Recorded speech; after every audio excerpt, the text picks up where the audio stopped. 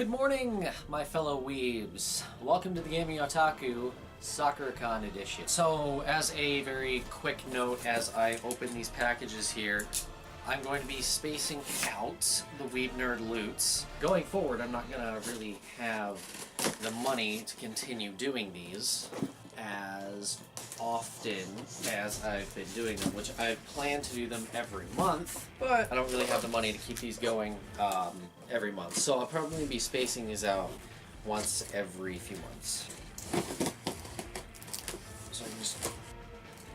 So, Sakura-Con 2017 has come and gone. I did get quite a lot of stuff, as you can very clearly see. But the first thing I want to show you guys is my Homura Akemi shirt. Got it for about 25 bucks, and I do limit myself to one shirt per convention, so there you go. I was planning on breaking that rule and getting two, but I decided it wouldn't be cost effective to do so, especially since I had to save a little bit of money afterwards to be able to buy my ticket for next year. So let's start with the... I'm going to take this out of here because you guys already know I have Breath of the Wild. Let's start with the Blu-rays, DVDs / games. So I've got all of these here, and this is going to be from the past couple of months. Plus I have this box from Sentai Filmworks. They were having a sale right before Con, so I figured I should take advantage of it. All this packaging, bro. Alright. So I got 4 Blu-rays. So the first one we have is Inuboku Secret Service. A little bit of a guilty pleasure series. It is kind of a shoujo from what I've seen, but I started watching it with a friend, and I'm eager to finish it. It looks like a really good series. So next one we have is Heaven's Memo Pad. This was recommended to me by someone on the MAL forum, so I figured I might as well go ahead and pick it up. It was pretty cheap. Got it. Figured I might as well take advantage of this for the sale. Next up is Kanan, and again, this is one that I've been wanting to watch for a while. I've heard it compared to Black Lagoon, hence the reason why I wanted to watch it, but I found it, again, super cheap on the sale, and oh my god, it has that little fucking tab thing. You guys can't really see it very well, but it's got that little stupid ass tab thing that I hate. And then we have Watamote. I don't really know what to say about this series. It's basically about a very unpopular girl who really wants to be popular but ends up overthinking everything and ends up fucking up quite a lot. It's technically a comedy, but I don't think it's a comedy, as you're not really supposed to laugh at what happens to her. So for 70 total, I think that I got away really, really well. So in the past couple of months, I got Garden of Words, Makoto Shinkai film. I watched this before I watched Your Name, which I recently watched Your Name when it came to theater at South Center. It was really good, by the way, but this is basically the one that comes before Your Name. They really don't have anything to do with each other, except there's one character right here who appears in Kimi no Na wa. 45-minute short film, really, really short, but it's also really, really good. And I've been thinking about doing a review on it, so you guys should stay tuned for that. And we have a recommendation from my now ex-girlfriend, Summer Wars. Summer Wars is, quite honestly, one of the best Madhouse-produced films I've seen. It's basically about this gigantic network that gets hacked. It's kind of like that bit in Psycho-Pass where you go into like the virtual networking world. It's kind of like that. But it's a really good movie, and I definitely enjoyed it, so I went ahead and got it. And then this isn't really much of an achievement that I got this for 15 bucks, but in my never-ending quest to complete Xenosaga, I got the second game, Xenosaga 2, for about 15 bucks on eBay. And then shortly before Con, I was at an FYE and picked up the Ghost in the Shell Steelbook. Yumachi already has Ghost in the Shell, but I figured I might as well pick up the Steelbook because I'm actually a fan of the original material, and I'm actually a fan of the new movie as well, so Figured I might as well pick up the Steelbook again, show my support. The Steelbook's actually really, really cool. Better than the cover of the Blu-ray, which I find amazing. But yeah, Ghost in the Shell Steelbook, GG. This is probably the best find I had the last day of the con. So my cousins were at Sakura-Con volunteering. One of them was at the Pedal Prize panel, or Pedal Prize booth, and I managed to, the last day of the con, because I'd received a 12-point certificate the day before. The last day of the con, I went to the Pedal Prize booth to see what I could find, and originally I was going to get Master of Martial Arts, so I'd be able to review that. But out of the corner of my eye, I saw these. Code Lyoko, the entire first season. This is $100 fucking on Amazon and eBay and anywhere else I've been able to find it. And I got this for nothing. I got this for a goddamn Pedal Prize certificate. Holy crap. For those of you who don't know, Code Lyoko is my favorite show of all time, like ever. So the fact that I was able to find this and get it for next to nothing is absolutely amazing. And then I got, I believe, the first part of season 2, because it says volume 2.1, Sector 5 Mystery. It's got, I think, 5 episodes in it. And I was technically only supposed to get one of these, so if it came down to a choice between the two, I would have gotten this, just because it's the better value. But because my cousin worked there, I managed to work out a deal where I could take both of them. So, actually the best find at the convention, and I regret absolutely nothing. Except that. I regret that. Okay, so before I move on to the figures, I'm going to show you the bag that I got. So, if you guys remember, at Sakura-Con, I got a Black Lagoon bag. I think that was the October Weeb Nerd Loot that I showcased that. But the Black Lagoon bag, it's nice. It's made of cloth, though. Honestly, pretty flimsy cloth. So I went ahead and got another bag, and lo and behold, I got the last Future Diary bag that vendor had. And I looked around for another Future Diary bag, and I couldn't find any, so I went ahead and bought this. My only gripe about it is that frickin' Yukiteru's on the cover.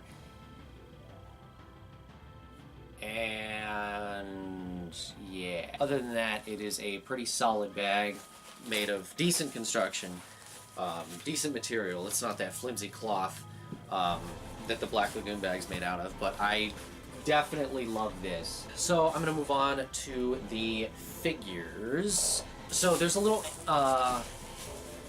anime shop called Sean's Anime and Other Things. It's in Tacoma. For those of you guys who live in Washington, go ahead and check it out if you can find it. It's a little hole-in-the-wall place, but I went there a little before con, and I managed to find... I've already taken this out of the box, just because I wanted to display it, but I managed to find a little Titus Trading Arts figure. Decent size. It's got a lot of detail on it, too, but... This normally goes for like 15. I got it for like 10, I think. It's not as rare as the Yuna in the same set, and it goes for like, I think 40. I'm not sure. I haven't checked it in a while, but yeah, I got a Titus Trading Arts, and I got a Final Fantasy Master Creatures Volume 3 Shiva. This is like $100, and it's completely freaking sealed, which jumps the price up about another $50 to $100. So basically what I have in my hands here is a $200 figure that I'm debating on either opening or reselling. And I can't decide. I got this for $35, by the way. I'm unsure what to do with it. I wish I could show you guys even more of the figure. I might just go ahead and take a few photos and put them up on the screen right now. But it's really nice. I just wish it was a little bigger. It has an insane level of detail. This is Final Fantasy X Shiva, so it's honestly the best looking Shiva, in my opinion. Because I know Shiva appears in other Final Fantasy games. But yeah, so I've got basically $200 right here, right now, and I'm a little scared to open it. In the interest of really, really, really, really small trading arts figures, I'm going to go ahead and put her back together real quick, because she's supposed to come apart.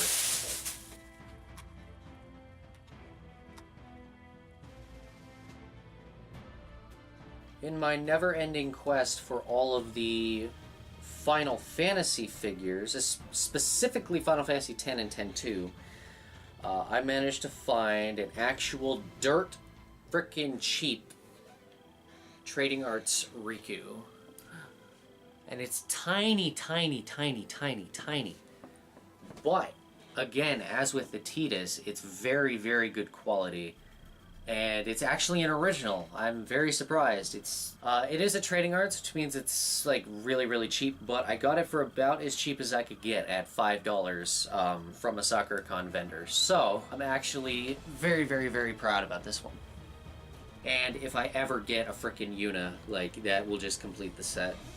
Incidentally, I found a Tidus, Riku, and a Yuna, all cosplayers, at Sakura-Con. I just wish I could have found them all together so I could have gotten a photo. I only got a photo of the Tidus. I do now have a Archer Link amiibo and a Rider Link amiibo. I'm keeping it inside the plastic for now, because it was already open. But my girlfriend did give these to me, so I'm actually really excited I own them.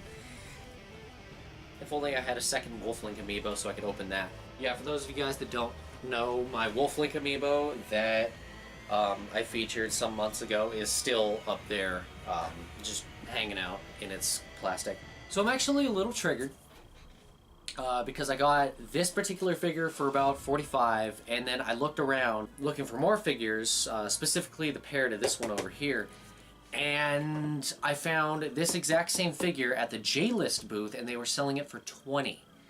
For those of you that aren't aware, this particular figure, it's a Furyu Ruby Rose. It goes for about $60 on Amazon. I got it for $45, which is a semi-decent price. But the fact that they were selling it for $20 makes me a little mad. I could have gotten it for way, way, way freaking cheaper than than I did. And I'm going to try and put this together. It shouldn't take more than like a minute. I'm at the point now where I've got enough figures that I need a display case if I want to continue collecting figures.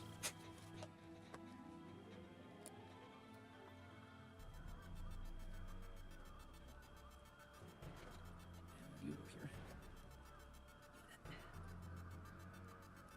I'll take this.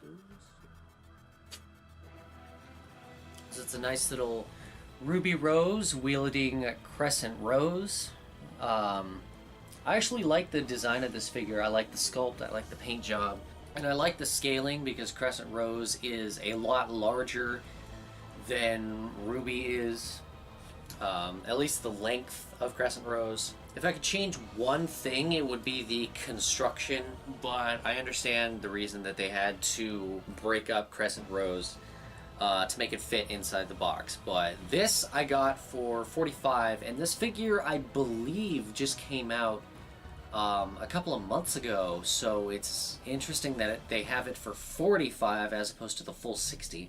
It is really good, and it is going up on my shelf right now.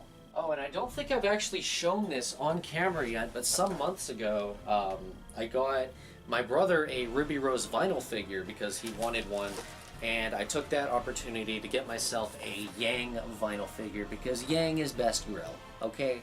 Fight me. I haven't taken it out of the box yet, again, because I don't have a display cabinet, but I just thought it was a really cool thing to show off. So I have two more figures to show you guys. This is the last one I got at Sakura-Con. The Banpresto Madogatari Devil Homura wearing Kiss Shot's uniform. I've looked around for fucking ever trying to find the other one in the set because I really want Kiss Shot wearing Homura's outfit.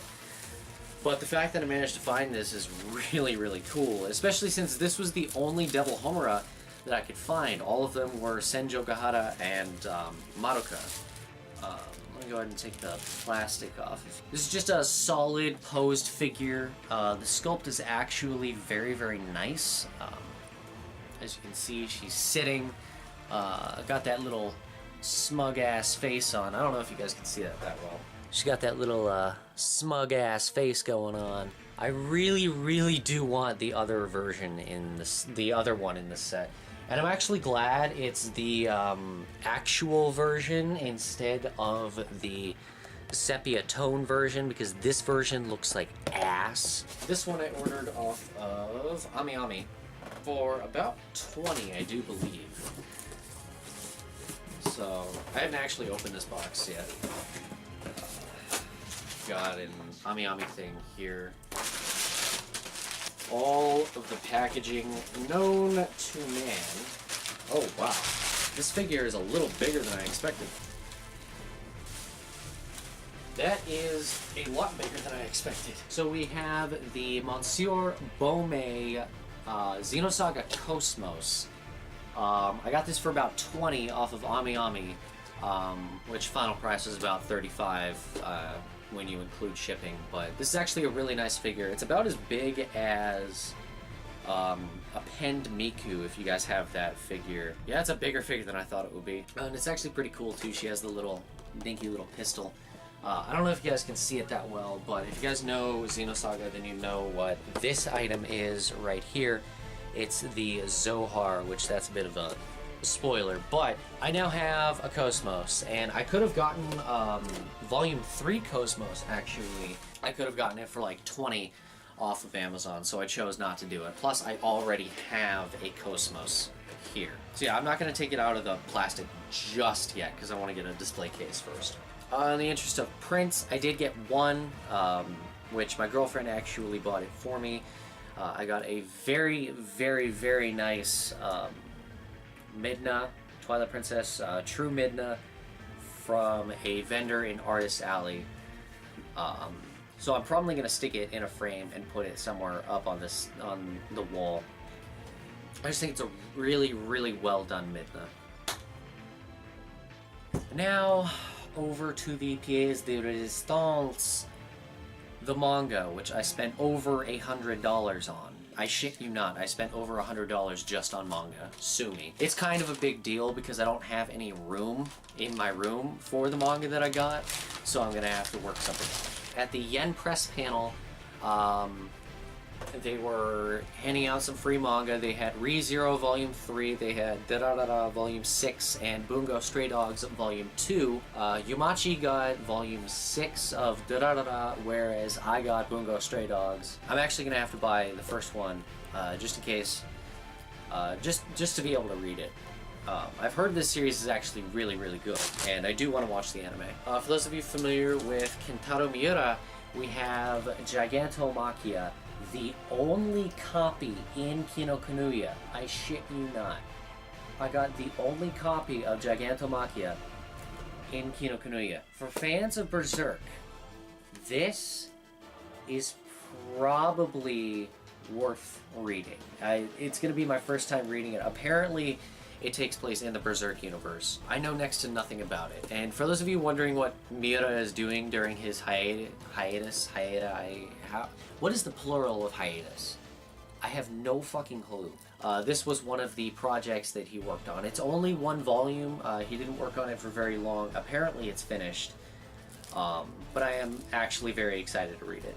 I got it for 14 bucks, so base price. It's Dark Horse too, which is the reason I'm not ever gonna buy Berserk unless it's like on sale. Dark Horse is like Aniplex of America. Their shit's like ridiculously expensive. From C&L Multimedia. This is where I spent the bulk of my money on manga. Bit of a long video, but I regret absolutely nothing. So let's start with two new additions to my Black Lagoon collection. Black Lagoon 6 and Black Lagoon 7. We have Roberta on number 6, and I forget her name. Eda. We have Eda on number 7. For some reason I was thinking it was Lydia. I'm like, what the fuck? That's Skyrim. Black Lagoon 6 and 7, and I'm going to work my way up all the way to 10. Hopefully before Black Lagoon resumes serialization in May. I'm just gonna bite the bullet and buy the 3 remaining, just so I can go ahead and catch up, because Black Lagoon is actually resuming serialization in May. Rei Hiroe is coming out of hiatus, which of course means you get 3 chapters and then he goes back to writing porn. In other news, we have... I want to check to make sure this is a light novel. 2 of the No Game No Life light novels. Again, this is a series that I very thoroughly enjoyed when it came out in anime form, so I figured I might as well go ahead and get the light novels as well. I did have a choice on whether to get the light novels or the manga, but as far as I know, the light novels are the original, so went ahead and got these. Very excited to read them. Also, in my never-ending quest to collect the entirety of Higurashi When They Cry, we have the Cotton Drifting arc 1 and 2. Collecting all of Higurashi is going to be very, very expensive. Not quite as expensive as collecting all of the Monogatari series on Blu-ray, because that's well over $1,000. But this will definitely be an endeavor. Next up, we have All You Need Is Kill, otherwise known in America as Edge of Tomorrow. Specifically because it was Edge of Tomorrow is why I picked this up. People have recommended this to me because I like things like Eva and Psychopaths. So apparently it is Shonen Jump, serialized in Shonen Jump. I know virtually nothing about this, so I'm really, really excited to read it. And then last but certainly least, we have Big Order. Those of you might recognize this from the travesty that was the Big Order anime, a 10-episode anime dedicated to making this series seem like as big a pile of shit as possible. But I did pick up Volume 1 just to see if it's as bad as the anime makes it out to be. The anime's really, really, really rushed. Like, shit happens so damn fast. Like, the 4th episode feels like... I only got like 4 episodes in, and it feels really, really rushed. So I'm hoping that these are better. Of course, we have Sakai Asuno who wrote this. As you can see the resemblance between Yukiteru and Yuno in the 2 main characters. I'm going to go ahead and collect these. This was $22, so I'm probably going to see if I can't get the rest of them on sale. As far as other stuff, at Kunokuniya, I did get a nice little plushie Totoro, just because I could, so he will protect me while I sleep. And in my... I've said this a lot, but in my never-ending quest for Future Diary merchandise that's actually licensed, we have something that doesn't actually exist. This is a licensed Future Diary wall scroll. And I know you guys can't really see it. I'll put a picture of it up here. I have never been able to find a licensed Future Diary wall scroll in the history of ever, so I managed to pick this up immediately when it was pointed out to me.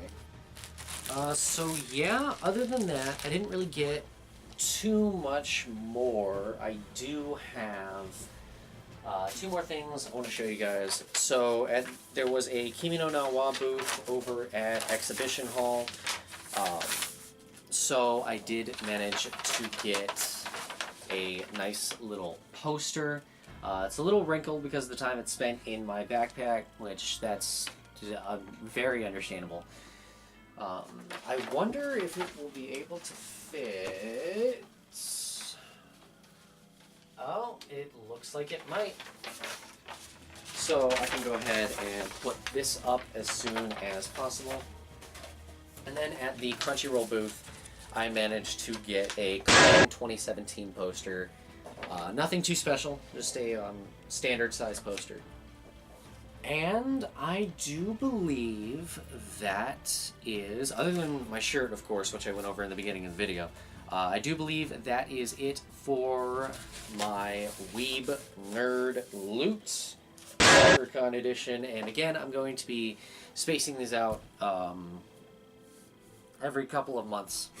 So yeah, hope you guys enjoyed my long-ass video. Please be sure to rate, comment, favorite, and subscribe if you want to see more Weeb shit. Also follow me on Facebook /The Gaming Otaku Show.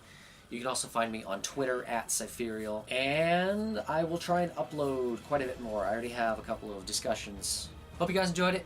Thanks for watching, and I will come at you in a couple more months with some more Weeb Nerd Loot. I will see you all next time.